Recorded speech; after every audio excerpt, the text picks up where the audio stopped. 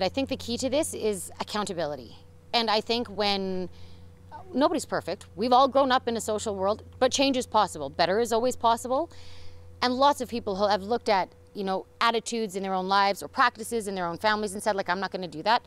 Of course, change is possible. And the key to that is being able to say, have an honest look at, take an honest inventory of what's gone down and say, like I said, listen, I didn't know better then. I do know better now.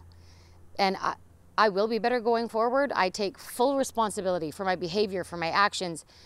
I'm horrified by the trauma that has, been visited upon X, number of people because of my behavior. When I was growing up, this was common. It's not an excuse. I just didn't know better, but I do now. And going forward, I will be better. That's how we start to change this. And that's, I think, how we start to move things forward in a positive manner, and where there can be a positive outcome from what, initially maybe looks like a negative situation. If we look at sexual assault, for example, one of the prime things that survivors of sexual assault always say is they want their experience and their trauma to be acknowledged by the person who did it to them. And it rarely happens, right?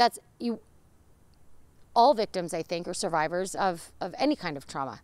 That's one of the prime things, is for somebody to say, I hear what the result of my actions were for you.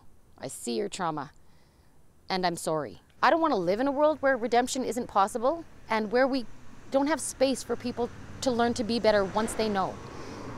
And so that accountability piece is kind of the key for me. There has to be room for redemption. There has to be room for change. Or what are we doing this for? Why are we talking about it? We have to believe that our individuals and our social body and our larger culture can change, that there can be shift, that we can make a positive impact.